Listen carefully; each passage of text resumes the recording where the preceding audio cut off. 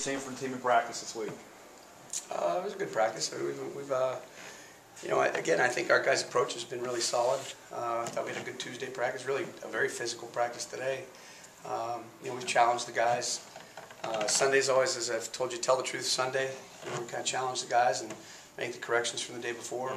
But Tuesday we've changed. We used to call it competitive Tuesday. Now it's toughness Tuesday.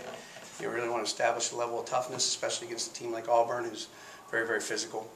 And you know, Wednesday's hunt the ball Wednesday. It's all about turnovers and it's about third down and red zone.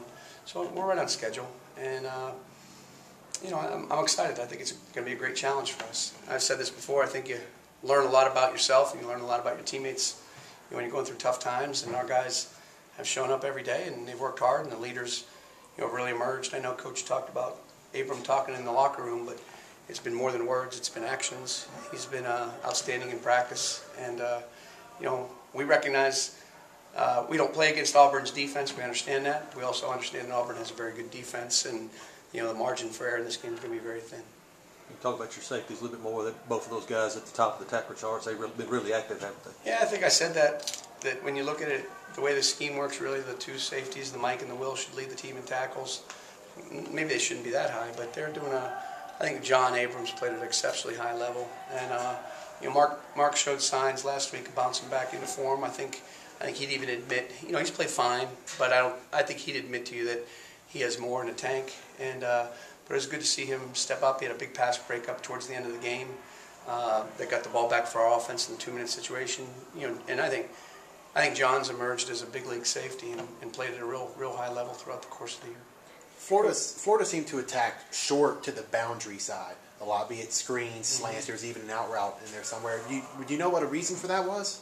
Yeah, I mean, you know, every you know, I said that a couple weeks ago. I think when teams look at us, I think they see us as a particular style of defense, and they try to come out in unorthodox or unusual formations. We certainly made Florida, Kentucky, and Lafayette play very left-handed.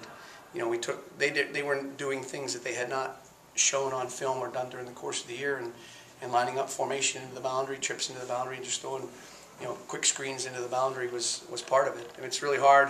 And Felipe Franks was 23 for 32, so you look and say, wow, he had a real high completion percentage, but you know, those are passes that are hard to break up. I mean, you got to rally and tackle. Now, we did not play some of those quick screens well, and we've worked on that this week in practice.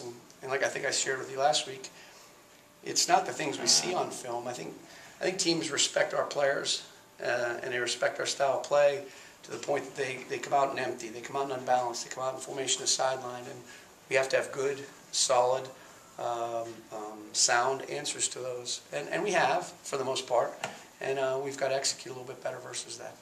You mentioned a couple weeks ago talking about Lafayette, you called it a magic show. Yeah. Of the different formations. Yep. And Gus Malzahn, as a coach, who likes to run a lot of different formations and then some gadget plays. As a defensive coordinator, how do you prepare for a coach who throws those gadget plays out at you? You've got it. I mean, that's what it is. It's, you know, that's college football in 2018. You know, we come in here, we talk about sports sometimes. I think you could make a case, or someone here in here could write an article. I think being a defensive coordinator in college football in 2018 is the hardest job in all of sports. College, pro, anything. I mean, I'm not saying that because it's my job. I just think it's the hardest job from week to week, from day to day. I mean, you can't, in a 20-hour rule, practice everything that you're going to see from a coach like Coach Malzahn or a coach like Coach Mullen. And you have to rely on fundamentals and techniques and rules.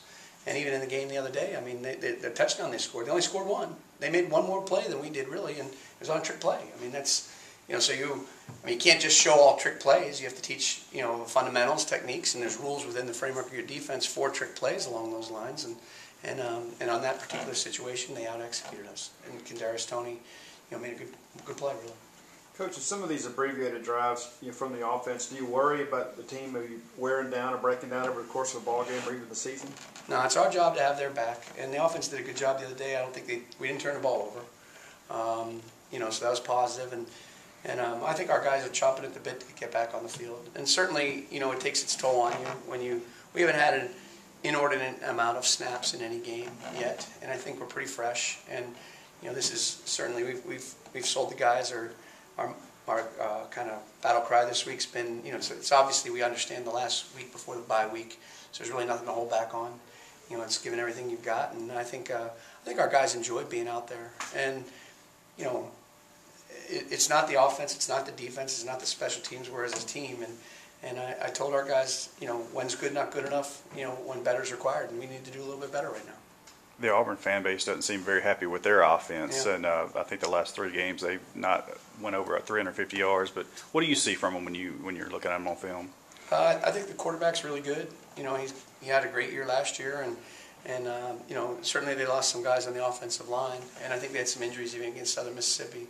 But they have, they have depth at running back. They have some good players there. They have speed at wide receiver. They've got some good offensive linemen, and this guy, 27, he kind of plays fullback or H-back or tight end. He does a lot of different things. He's a really, really good football player. And I promise you there's nobody who has more respect for Coach Malzahn than I do as a play caller, as a strategist.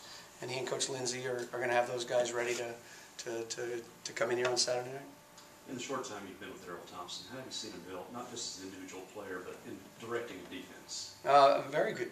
He and as we've talked before, I don't think all the players have to be real outstanding communicators, but there's a handful of positions on the team, and there's a handful of players that need to be able to communicate clearly and loudly when the game's on the line. And Errol and John Abram and Mark McLaurin are really the 3 guys that I lean on heavily for that.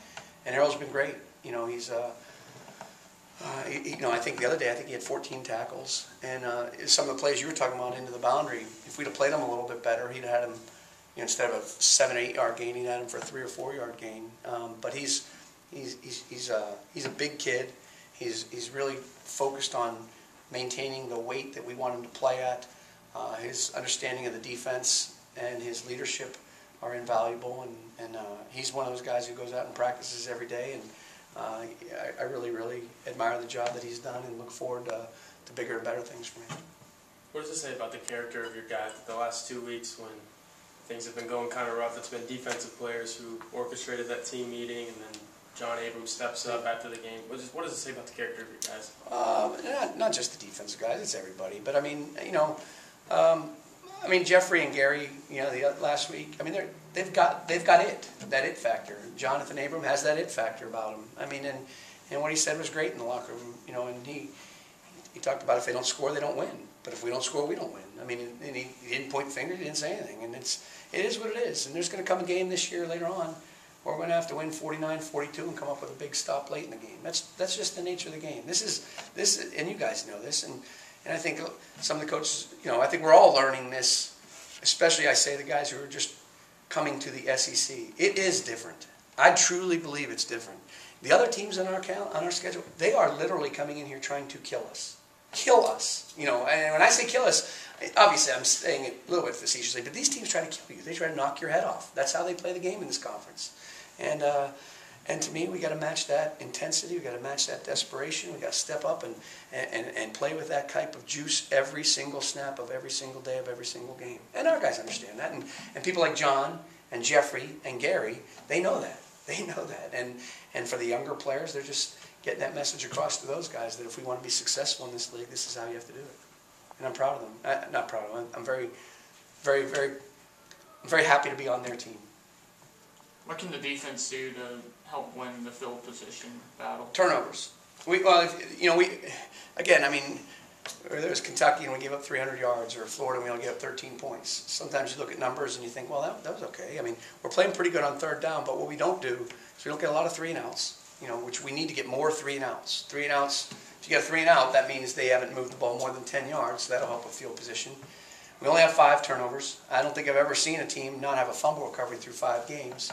And that's been a point of emphasis this week.